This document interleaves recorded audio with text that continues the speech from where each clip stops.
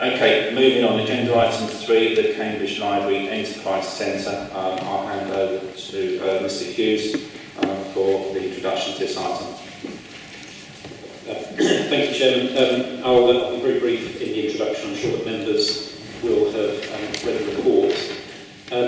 What I will say is that this is the third time that this committee has considered the item. So previously on the 17th of March and 2nd of June, the item about library enterprise service was also considered by the General Purposes Committee on the 14th of April. Since the last time this committee considered the issue, as the report sets down, some further information has been made available, and the report actually sets down what that information is, and I believe that members have received information around that as well.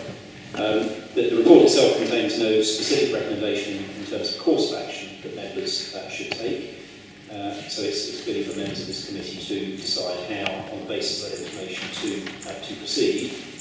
But officers, and there are a number of officers here, including our Head of Legal Services, are clearly happy to answer any questions that members have about the process of the information that's available. So thank you, Chairman. I'll leave the introduction there. Okay, thank you. I've got 3 members of the public that wish to speak. After each member of the public has spoken, I'll ask the members of the committee if they have any questions for that particular member of the public. We have 1 local member that wishes to speak. Again, after they have spoken, I'll ask committee members any questions they have of that local member. I will then open up for the committee to ask officers questions before we get into the debate between ourselves on the committee, and it's important that we distinguish between questions for the officers at that time and then leaving the other matters open for the debate we want afterwards between ourselves as members of the committee. Okay, so if I can call the first couple of speakers, Dr. Alison. Welcome again. I think you probably know the routine now, don't you? It's my question, which members of the public have understand the committee. Is that better like that? Oh, yeah. Okay, thank you. Now, the discussions today have been framed in terms of a projected income of 200,000 from the Enterprise Centre. They've also been framed in terms of a threat that if the core proposal does not go ahead, then alternative savings to that amount will need to be made. So it seems to me absolutely essential that we're clear about this figure of 200,000 and how it's been calculated. I therefore have 5 questions for officers which have been circulated to them already the previous day. The first is if they could clarify the time period over which that further saving of 200,000 would need to be made, bearing in mind that the report to Highways on 2nd of June refers to an income target of more than 200,000 over the next 3 years, and then 200,000 per year thereafter. My second question is whether they could advise on whether the figure of 200,000 includes or excludes the guaranteed service charge of 80,000, and in addition clarify whether that guaranteed service charge of 80,000 is per annum or in total. Next, I'd like them to clarify the basis on which the projected income forecast of 200,000 was calculated. What sources of evidence were used to make those projections? How realistic are they? Next, I'd like them to clarify the relationship between the current income from room hire at Cambridge Central Library and the projected income from the CLEC proposal. My understanding is that room hire at Central Library currently brings in 38,000 on average occupancy levels of 34%, and that's on an upward trend. As I understand it, that income would be lost to the council if Cora or an alternative partner took over those rooms and the hiring arrangements for them. That means in calculating the possible potential added income from the CLEC proposal, you first need to deduct that 38,000 per year. So for example, if the guaranteed service charge is 80,000, then the additional income provided by the service charge is effectively only 42,000 per year. And finally, I'd like officers to clarify the relationship between the cuts to the library service budget of around 65% in the period 2010 to 2018 and cuts to other parts of the ETE budget. Have any other parts of the ETE budget also been subject to cuts of 65% or more? And if so, which parts? Thank you.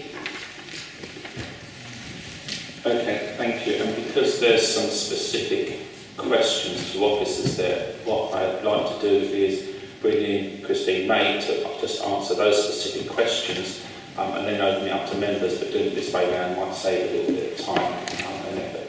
Okay, Christine May. Thank you. Your first question was to clarify the time period over which the 200,000 needs to be made, and that's set out in the Council's published business plan. Firstly, £80,000 is projected in the current year 15-16. An additional 25k in 16-17, and a further additional 100k in 17-18. So the total over 3 years is 205,000, and that income accrues, if you like, over those 3 years. So by the end of 3 years, we would have an annual income target of 205,000. I hope that makes sense.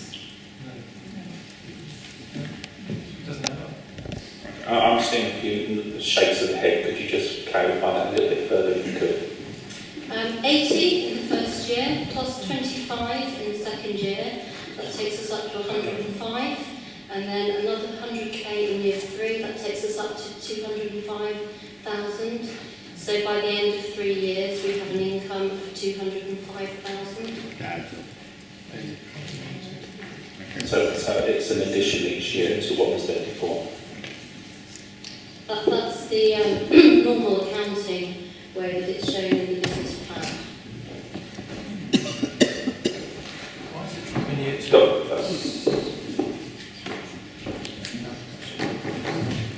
Dr. Powell, you're looking.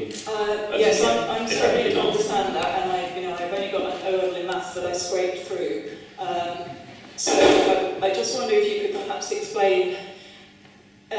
Basically, then, by 2018, we will have 205,000 that we don't currently have. Is that right? Or will we have 615,000?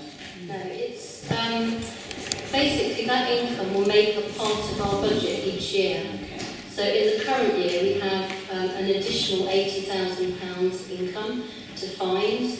Next year, we'd have an additional 25 on top of the 80k in this year, and in year 3, an additional 100k income to find on top of the 105. So it accrues in that way. Okay. Does that make sense? Okay, your second question was to advise on whether the figure of 200k projected income includes or excludes the guaranteed service charge. I can confirm that it includes the 80k guaranteed service charge, and that is per annum. It's not a one-off, it would be each year. And that's the minimum that we would get. It actually will be calculated as a pro rata in terms of floor space. So actually, currently, we're projecting 87.30 in year 1. So that's the minimum.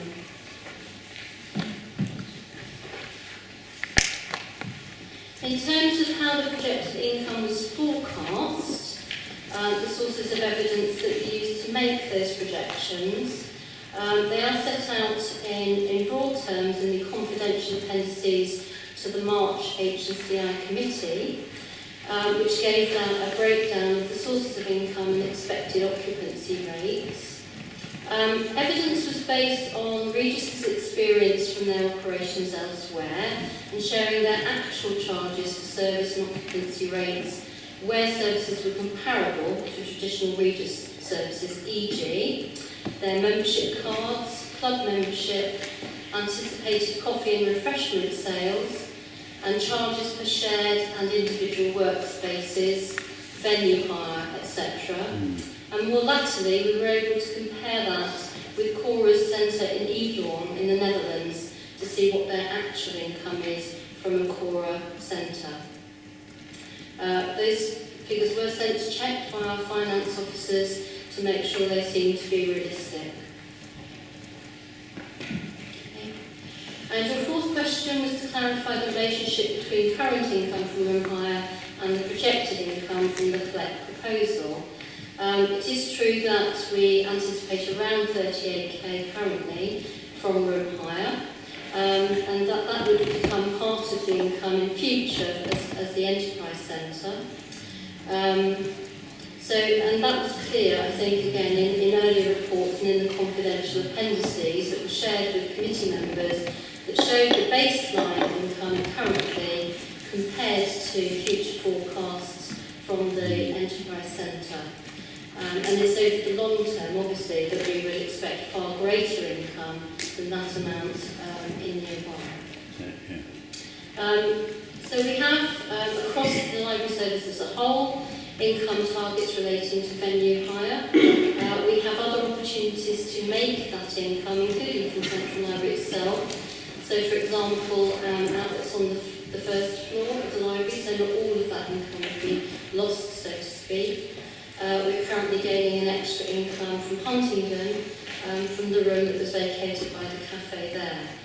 So we look at it as a whole. In the same way, it doesn't take account of the loss of deficit, for example, that we're currently getting from the cafe operation on the third floor. So that 80k is specifically related to the guaranteed service charge income.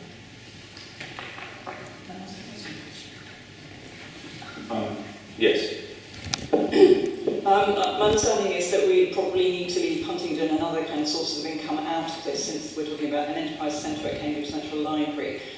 Just to clarify, the 80,000 then, in a sense, we do need to remove the 38,000, don't we, notionally? If we're just talking about 80,000, we are actually potentially losing the 38 that we've got at the moment. There'll be some pressure on that, but as I say, it's not all necessarily related to the third floor of Central Library. It's from venue hire, which includes outlets on the first floor at other times. So yes, there's a pressure on that in the first year, quite right. Thank you. I just need to be absolutely clear about what the difference is between going ahead with the core proposal and going ahead with alternative proposals. So it's helpful for me to get a better sense of how that figure of 200k, which has been given to us a kind of headline figure, how it's actually been calculated and some of the implications of what's gone on underneath that figure. Thank you. Sure, and as I say, that was set out clearly in the confidential appendices for members in the March committee meeting paper. If I could just come back, I do appreciate they were confidential to members, but it's actually quite difficult for us as members of the public when we have not seen those confidential documents. The final question, I think, is probably more appropriate for Graham or John to answer, which is about the savings across ET as a whole. Okay, Graham, do you want to take this one? Thank you, Chairman. I think the best way to answer the question is that we probably the current financial year, because the previous changes and reductions in funding to the library service have all been decided by our cabinet committee, and there have been different levels of reductions across different parts of the service. Certainly looking forward, so from 2015-16 onwards, over the 5 years from that period, ETE is expecting to make across the board about a 40% reduction in all services. And whilst ultimately the final decisions on the business plan are taken by members, because all of those services, I think, for either large parts or sections of the community are very important. The reality is that there will be generally a 40% reduction from now onwards across all the services, and there has been generally a significant reduction in previous years. So essentially, at 65%, the library is taking a rather bigger hit than other services generally across the ET board.